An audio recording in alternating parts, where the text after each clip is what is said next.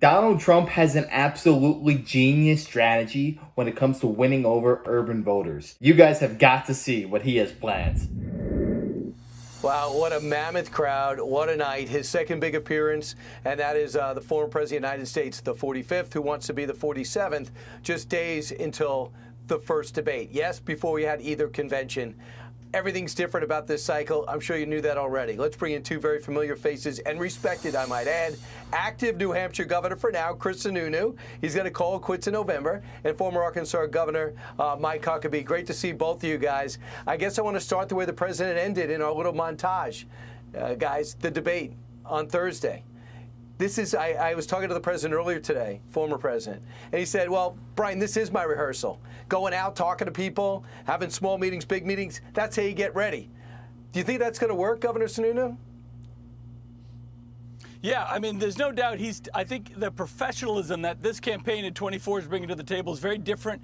He's prepping. He's changing his tone a little over the past couple of weeks. I think making sure that he's setting expectations. That's, as Governor Huckabee will attest, that's what you got to do when you go into a debate. But he's doing it the right way. And I think the thing with the debate, I'll say, is the fear is that a lot of people will be tuning in more like it's reality TV, right? They want to see if Trump's blustery. They want to see if Biden falls asleep. I don't think that's going to happen. So those moderators are going to have to keep it energized and substantive when it comes to the issues. If you guys remember from the debates in 2020, the first debate, Trump was rambunctious and he was bringing it right to Biden, and they were kind of having these back and forths. And a lot of voters in the middle were turned off by that. But then Trump learned from that, and in the second debate, he was as professional as they come. He wasn't taking any cheap shots. So my guess would be that this coming Thursday, Donald Trump is only going to be talking about policy, and he's not even going to engage in these little back and forths with Biden, because it's only going to turn off the voters in the middle. And let's face it, that's what a debate is all about. It's about winning the centrists, the people in the middle who haven't picked a side yet. The crowd is big. The crowd was huge in the Bronx, huge in Wildwood, New Jersey.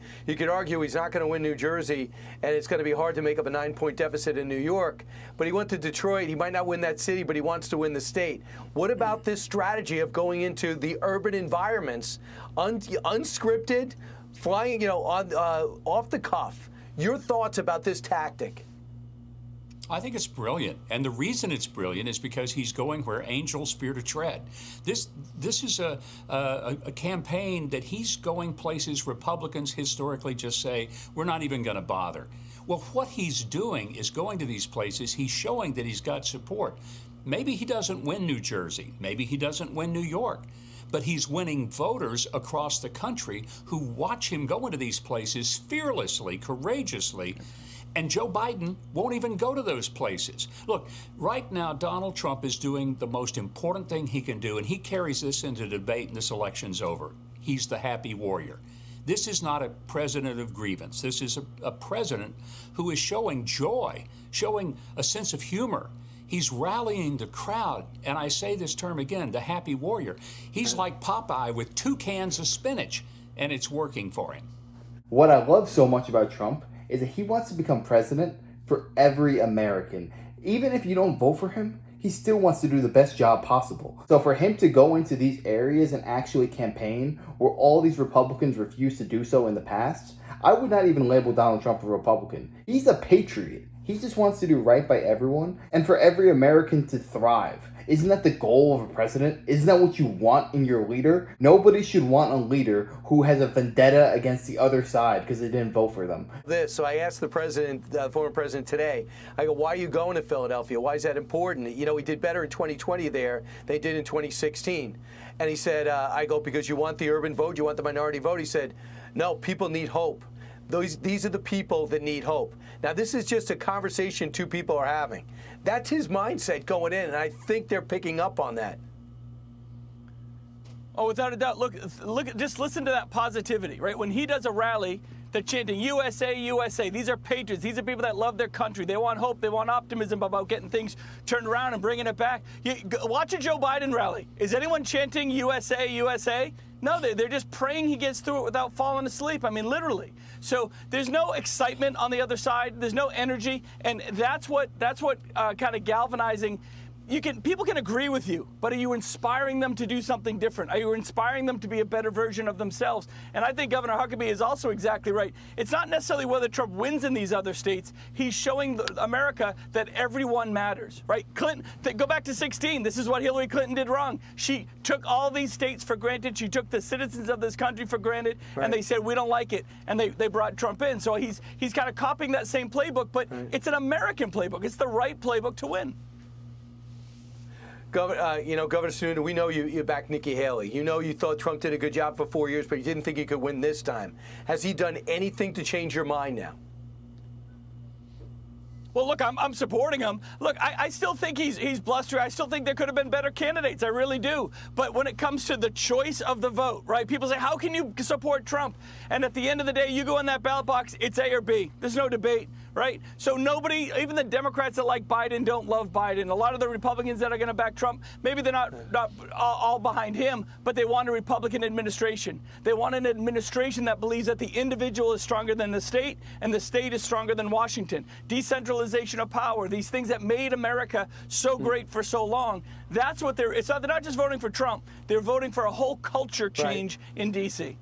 I agree with what he's saying to some extent, that we do need a change in D.C. However, he said that there was better candidates than Trump. I just refuse to believe that's true. I think before Donald Trump came in office, the Republicans and Democrats were two sides of the same coin. They were establishment. They were bought. They were paid for. They really didn't have a care for the American people. They really didn't, at least in my perspective. It wasn't until Donald Trump came in and exposed them for what they are, because he's not another Mitt Romney. He actually cares for the American people. He actually cares for the people who don't have a voice. There has been no politicians in my lifetime to represent the American people better and their constituents better than Donald Trump. He created a new party. It was the Republicans, Democrats. Now it's basically the Patriots, the Vivek Ramaswamis, the Donald Trump, the Candace Owens. He is creating a new wave of politicians who only have one objective, and that is to put America first. Another governor that Governor Sununu says one of the most unpopular when he was in power, that's Cuomo. On with Bill Maher last night. And you know what he said? The New York case wouldn't have been brought against anyone else except Donald Trump. And everybody should, and just I'll paraphrase, everyone should be offended that it was actually brought. And then Bill Maher lamented that this has given him jet fuel. Do you know they are both basically equal in money raised with a sitting president? Your thoughts about these assessments from the left? I think they're scared to death, and they need to be. Look, I've been with Trump since he obliterated me in 2016. I saw him as a person who connected with the ordinary Americans that everyone else seemed to forget about. And he has been connecting, and he's doing it this time, I think, better than ever. The contrast between Joe Biden and Donald Trump couldn't be more stark. Donald Trump goes to Philadelphia, he might as well be Rocky running up the steps of the library and throwing his arms up in the air. Joe Biden, remember the old Captain Kangaroo show? And when Grandfather Clock, the clock that was always part of the set, and they had to yell, "Wake up, grandfather!" And they had to scream at the grandfather clock to wake him up so Captain Kangaroo could talk to him. That's what I'm seeing. It's Rocky versus grandfather clock. And if grandfather clock shows up on Thursday night and they have to scream at him to keep him awake, this is going to be one to watch, one for the ages. I know. Governor Sununu, we're looking at the battleground state numbers, and they're really strong. I think Wisconsin is the tightest, but you look at Arizona, you look at Georgia, you look at Pennsylvania, you look at Michigan, and you see some positive numbers. But I'm going to bring something else in. Your state of New Hampshire, dead heat. The state of Minnesota, dead heat. And Virginia, where the former president will be going the day after the debate. But you know political reality. How much time do you put to those states that have been blue for years? Oh, there's no doubt he can win them. And you know, you bring up a great point. If you look at June 22nd polls, both in 2020 and 2016, Trump is 6 or 7 points worse than he is today, right? So he's stronger today than he's ever been, not by a couple points, but huge. And now he's doing it in states. I mean, we haven't had a Republican win here on the president's side since 2020. And right now he's got all the momentum. No one's getting excited about Biden. You have the former president has been in a courtroom for 2 months. Biden's been campaigning campaigning for 2 months, and he's still beating them, right? And so now Trump can really spend the time in some of these battleground states. I would have told you 8 months ago he wasn't going to win Georgia. I didn't think he could win Georgia. He's going to win Georgia. He's going to win Arizona. I think he's going to win Pennsylvania. So those are the key states, right, and he's doing it the right way, and that's the most important piece. Right. Governor Huckabee and Governor, I don't know how close you follow my career and are watching the show, because I know you guys go out Saturday night. I know you both love to dance. But Dana White sat down for an interview and he talked about Donald Trump. Evidently, the former president saw that and brought it up on the stump. Let's watch together. But I said, Dana, I have an idea for you to make a lot of money. You're going to go and start a new migrant fight league. Migrants, only migrants. And then at the end of the year, the champion migrant is going to fight your champion. And I hate to tell you, Dana, I think the migrant might win. That's how tough they are. This is not a normal situation. And we just had a horrible week with illegal immigrants. Killing, strangling, raping. These are people that don't belong here. One was actually wearing a monitor since they crossed here. And we're looking at a situation now, Governor Sununu, where 62% of the country are for mass deportations of illegals. If I told you that number in 2016, you would say, Brian, you're drunk again on the air. Governor, the American people are fed up. If you're having a conversation with somebody and they support bringing in mass immigrants without proper documentation, solely because it's the right thing to do humanitarian-wise, you just need to show the person the statistics behind this, because we cannot properly have a country if we let anyone in. We could potentially be allowing some of the evil and nastiest human beings to ever exist to walk through our gates without a second glance. That is terrifying. That should not be happening. If you know anything about history, Rome began to fall when a Roman citizenship meant nothing, and they allowed anyone through their gates, and there were no proper checks like it once was. It was only when Rome began to fall that stuff was allowed to happen. But we cannot allow it to happen in America. It's been happening the last couple of years, but Trump needs to right this wrong and send those people back. And a lot of them probably are great people, but we cannot run a country that way.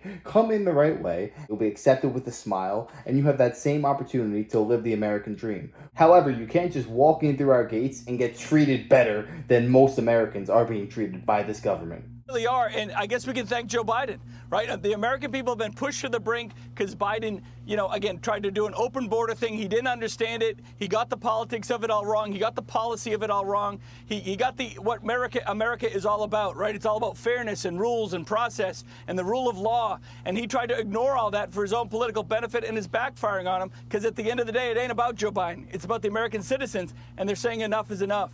So look, it's a really serious issue. With the things you just brought up, the murder, the rape, the attacks, the lawlessness that comes with it, the fact that you have potential terrorists coming over that border, right? And look, I got my small, tiny New Hampshire border with Canada. I know it's not the southern border like Texas, but we have seen a tenfold of folks trying to come over that northern border. Not here in New Hampshire. We're pretty tough on it here, but in other parts of that northern border where it's just, massively unprotected, it's a real issue. And that's why it's a 50-state issue. It's not a Texas issue. All 50 states and every American is looking at this as a top priority for this country. It's almost as if the issue... This actually affects me too, because I'm from a suburb in New York, and we're getting migrants. We are getting migrants because they are being shipped to New York, and they're coming in buses. So if you think this only affects the states on the border, think again, because they're coming to your state too. You just might not know about it. The people in charge of moving these migrants don't want you to know that they're actually coming. He said these are the issues that matter in the beginning. They said not really, and they voted him in, and yes, and he said build a wall, and they said if you want, but we're going to push against you because we just don't want you to be successful. Now you're hard-pressed to find anyone who doesn't want to build that wall, and this president wants to blame Republicans because they didn't pass a bipartisan bill. But let's end with the vice president picks and the short list. I think Tim Scott is on it. I think Tom Cotton's on it. I think Marco Rubio's on it. I actually believe that at the top of it is probably Governor Doug Burgum. Your thoughts, Governor Huckabee, on the selection you think that would help him the most? I think that list, everybody calls it a short list. My guess is it's longer than that, and it's not a short list. It is a long list, and nobody will make the decision but Donald Trump. And here's what I also think people we'll find out. Donald Trump needs, and he will pick someone who will be not just loyal to him, but loyal to the America First movement, and somebody who will carry the banner, but somebody who is also going to help Donald Trump the next 4 years and not constantly be looking how it's going to help his own future starting in 2028, because there's a good chance that somebody picked as VP would be the leading candidate for president in 2028.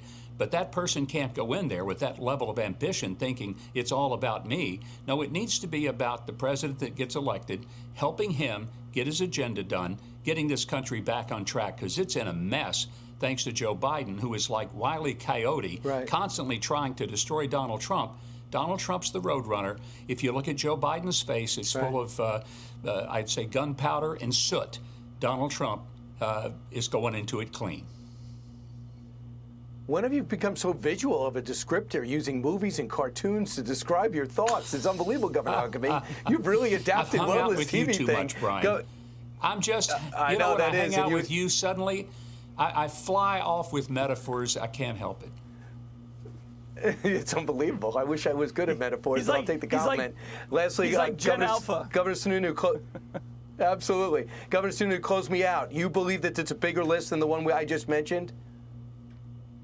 Yeah, and there's no doubt. And again, I think Governor Huckabee hit it right on the head in terms of what Trump's priorities will be. I don't think that individual has been chosen yet. I think it's a big list, and that's a good thing. And here's the good news. Anyone's better than Kamala. And that's a win for America right there.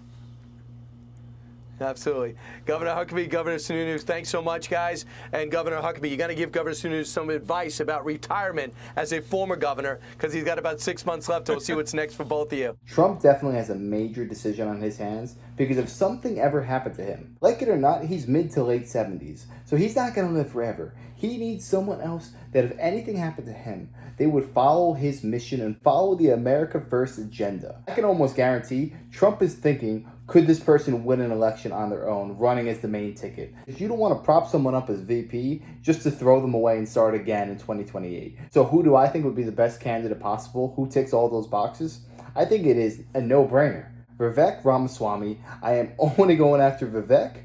Or I do like Ben Carson. He's good, but he's no Vivek. Vivek is sharp, he's articulate, and he is right there with Donald Trump. He might even reach the younger voters better than Donald. He's not afraid to go on any podcast, any interview. He just wants to push forward that America First agenda. Let me know, when do you guys think Donald Trump is going to make his decision? Do you think that his choice for VP will end up running as the main ticket in 2028? And lastly, who would you choose? Who, if you were Donald Trump, would you trust as your vice president to be there by your side and not throw you under the bus like Mike Pence did? And I know why they grabbed Mike Pence in 2016, because he was mild-mannered, he's from Indiana, he's got like a swing state. He was going to counteract Trump's bombastic personality. As we all know, that ended up being a mistake. But yeah, let me know who you would pick as VP down below. I'd love to hear that. And if you enjoyed this, make sure to smash a like, comment, subscribe, and I wish you guys nothing but the best.